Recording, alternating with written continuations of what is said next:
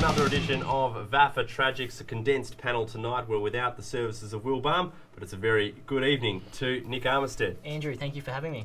It's great to have you on board. And Brenton, man, you're back as you always are. I mean, you and I would have the most caps, you would say. The mainstays, you'd say, mainstays. The mainstays of the panel. We're really versatile. We're really diligent. We don't let a little sniffle just keep us at home, do we? No, we don't. No. Huge show lined up for you tonight, everyone. We've got the Big V Squad announcement that's just gone up on the VAFA website. We'll be talking about that a bit later in the show. Let's get straight into the games, though. First of all, to William Buck Premier. And no doubt the top of the table, Old Trinity, will be breathing a sigh of relief after they escaped with a 1-point win, kicking 3 late goals to get over the top of Uni Blues in a thriller out at Daly Oval. The Tees were poor in the third quarter, Nick, I'm going to say this, but equally, Blues were back to some of their best stuff. They were really strong through that third term, kicking 6 goals, 3 for the term. And it was great to see Geepin back in the side as well, kicking 4 goals. Absolutely. He really straightens them up down forward. Him and Tom McKenzie, absolute superstars down there. To have them back, I believe last week they didn't really have a forward line or didn't have any bigs in there. So to have them back, it gave them something to kick to and some goal-kicking power. Let's change to someone in VAFA circles earlier, and I mentioned that Trinity kicked 3 goals in the last 10 minutes or so to win the game. They said, well, that's just Trinity. It just sums them up, and they showed it many times last year, Brenton, with their ability to get out of jail and come from nowhere, and they've done it again. Good teams just find a way, don't they? When they're down and out, the leaders stand up and they find a way to win. But it's a fantastic effort from Blues, and they should be buoyed by that, and they need to take it into this week. Chance here, Nick, I'll just roll the tape on this. When you have a look at Mark James take a mark about 45 metres out from goal, gives a little hand pass off to Marshall Rippon, and Ripple's such a prodigious kick, but he fails to make the distance late in the term here and at the end of the match. Perhaps it would have been better to go back, milk some time off the clock, have a set shot, because if you're not making the distance with that little give and hand pass, what's the point of doing it?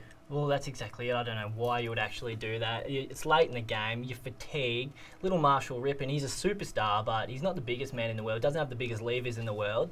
So just go back, take this shot. Pretty big kick normally, but he just did. You pumped him up there, and he's just water on it. Sorry about that, Marshall. Nick, you had a bit of a look at St Bernard's get their first win of the year against Old Carey. I did. It was Mark Riley's first win of the year in charge. They were just dominant from the outset. They led by as much as 90 points halfway through the third quarter. But as they've done, and as we actually saw against Old Zavarians in the first round, they make these silly unforced errors in the back line, just kicking it straight down the throat of their opponents, which really cost them a few goals. But in the end, it didn't really matter. Old Carey had the one good quarter. Interesting statistics for Old Carey. They've had 12 debutants this year. I know they know where they're at. They're 0-5, but they're not taking it too hard from what I know. They've had 12 debutants and 44 players have gone through their twos, Andrew. It's incredible numbers, Brenton. You would know as well. When you're at a footy club and you're playing that many players differently in your side every week, it becomes a challenge. It's hard to find continuity with your teammates, let alone with game plan and whatsoever. But they seem to be in a club in transition, and they know exactly where they're at.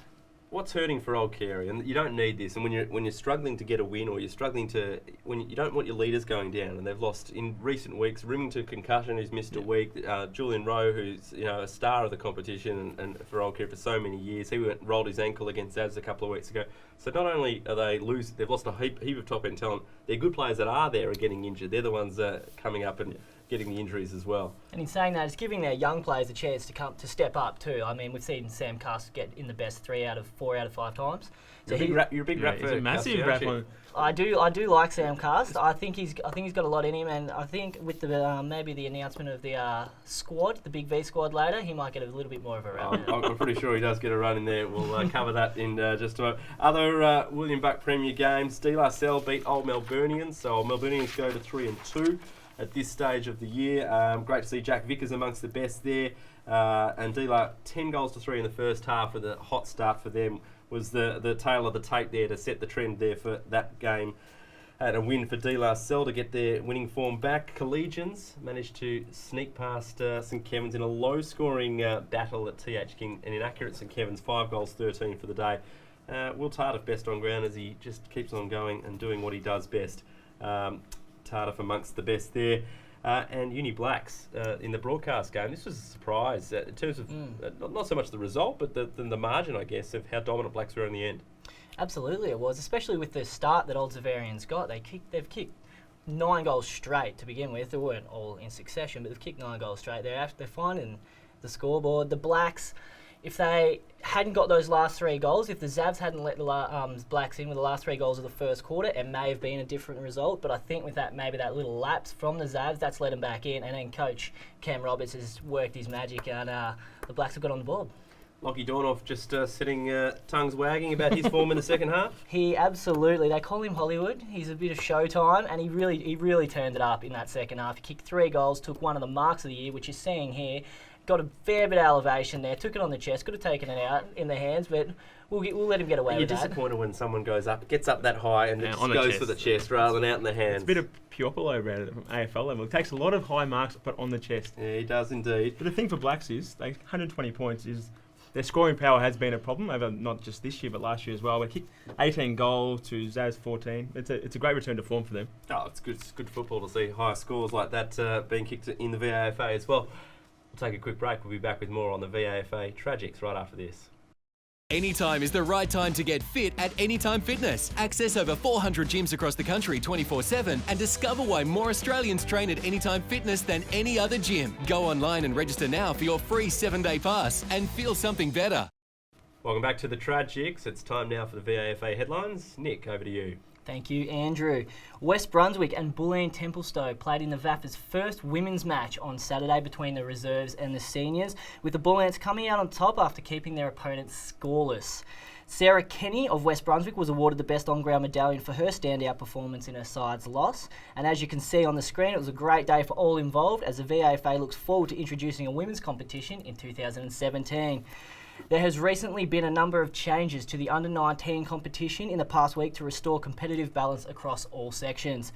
In a statement sent out by Football Operations Manager Sam Confey, he said, at the conclusion of round 4, it was evident that our competitive balance and the very risk of forfeits is at the forefront of the VAFL, making necessary changes to the under-19 fixtures. These changes have been made to give all clubs an equal opportunity to be competitive throughout the remainder of the season. Those changes took place from Under-19 Premier Reserve to Under-19 Section 5, and they can be seen on the VAFA website. And finally, this weekend we'll play host to Umpires Round in the VAFA as we all pay homage to the men in green for the job they do each weekend. If you see one of our talented umpires this weekend, make sure you take the time to go and say hello and say thank you for the role that they play in our great game. Now last night, the Big V announcement, the senior representative side has been announced with 5 old Trinity players, 5 old Melburnians, including ex-Richmond and ex-Port Adelaide AFL player Matt Thomas, and 1 old Geelong player from down in Division 1, George Burberry, played at the Cats in 2013-2014, played 7 games there. He's come to old Geelong this year, and he has also been named. Outstanding stuff, Nick. We'll go through the Big V squad in just a moment. Certainly happy to appreciate that, but they're the only ones getting paid, of course. Absolutely. A fantastic effort, though. Anyone's getting paid out there, but everyone else, for the love of the game. No, they do a great job, the umpires, of course.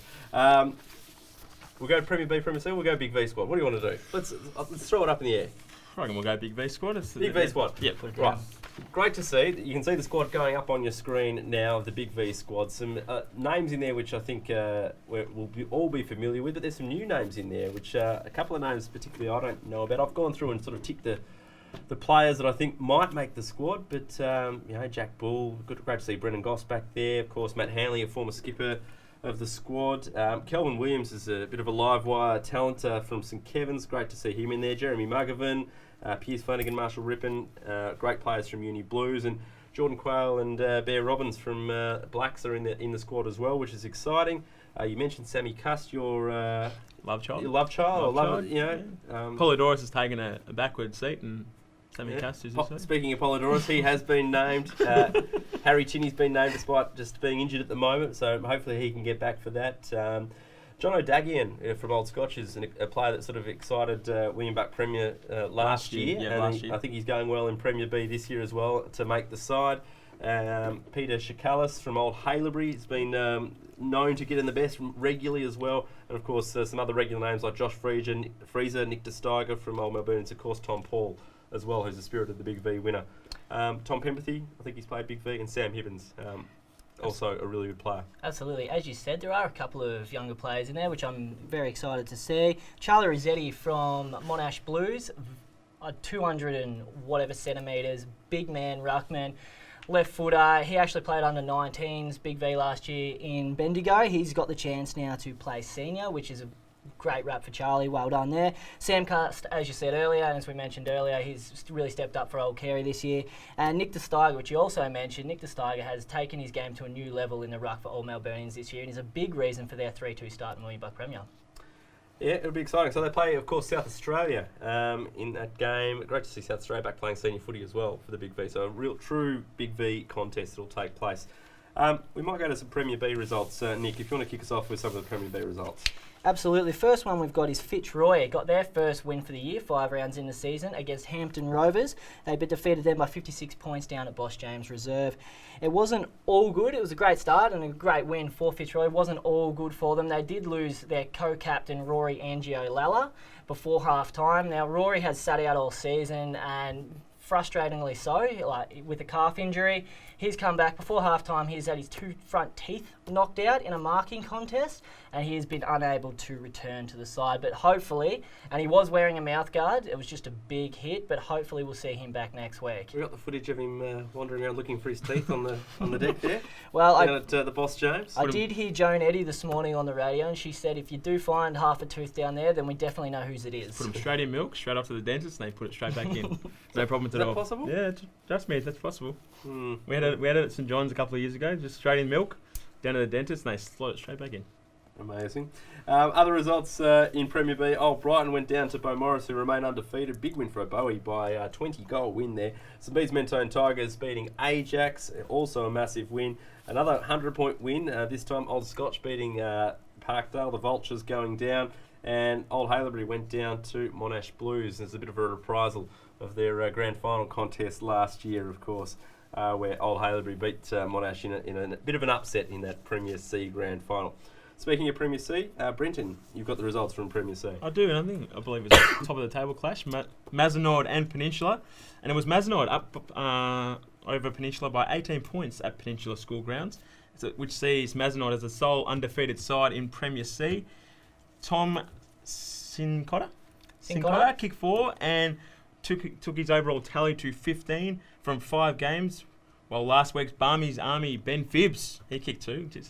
Barmy's Army is gathering momentum in the circles of the VAFA. It's a distinguished honour to be part of Barmy's Army. It's a bit of a good luck charm too, by the looks of it. Bit of an issue tonight if he's not here. Yes. 10 of the 21 goals kicked in the fourth quarter as well. And in other results, we had Old Ivanhoe over Williamstown CY by 38 points, and Caulfield Grammarians kept their winning form alive with a 47-point win over Oakley, and Old Camberwell went down to Marsland. They're on the board, Marsland. They are, the Eagles on the board.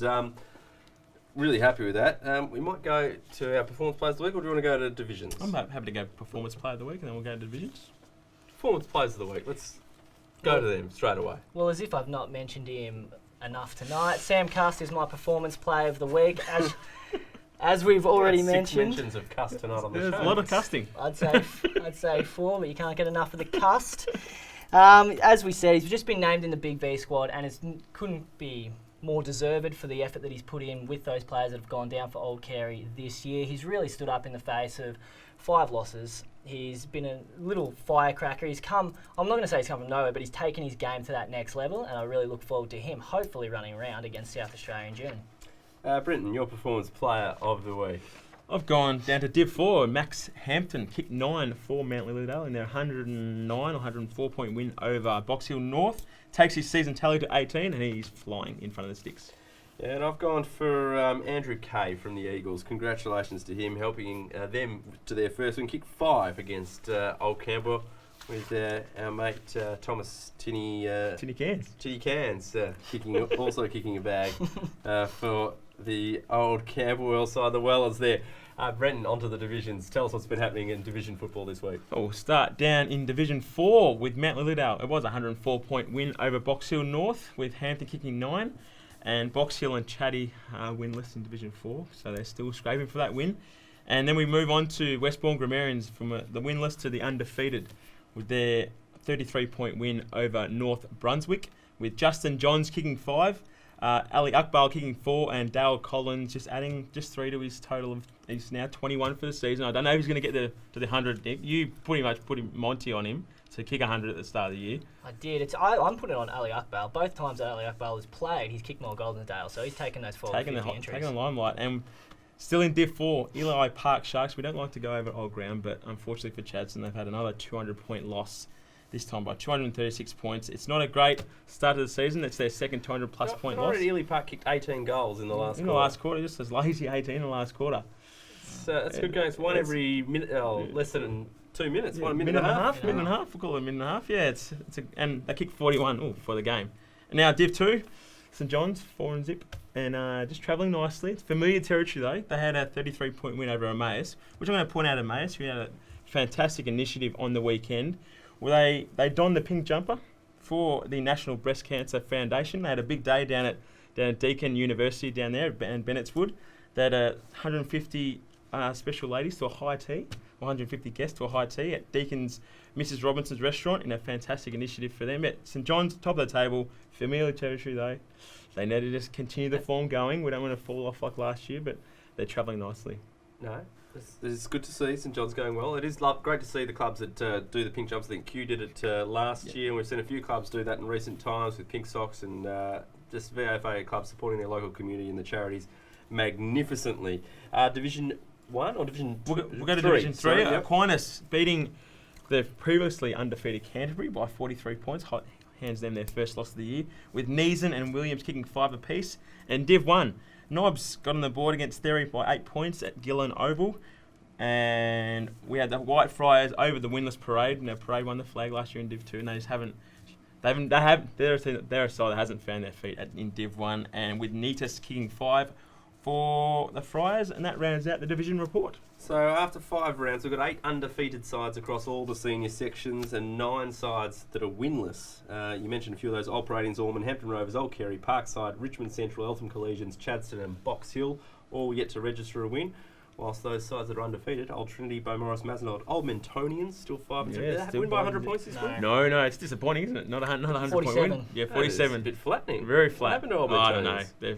They're going backwards. That's a disastrous performance from them. Almaton, St John's, Glen Ira, Hawthorn and West Wonga Maroons all undefeated thus far. No Barmy's Army this week because we just spoke Big V. Yeah. A man that has an army has more days off than anyone. He's got 44 players in his squad, in the Big V squad, that I'm sure all of them would be justified making the Army this week. Nick, thank you very much. Thank you, Andrew. Brenton. Thank you, Andrew. It's been a great show. We jumped around a bit, but I like the sort of being freewheeling on this sort of show. Yeah, freewheeling, that's right. Now, before we go, if Gogglebox can win a Logie for the most factual program on television, then surely VAFA Tragics can win a Logie for something. We're going to get nominated. We're going to start it happening here today. VAFA Tragics, get us nominated for a category. If Lilin Chin can be nominated for the most popular talent on Australian TV when 20,000 people watch SBS World News every week, then surely VAFA Tragics can get something. Maybe that's a bit tragic. We'll see you next time on The Tragics.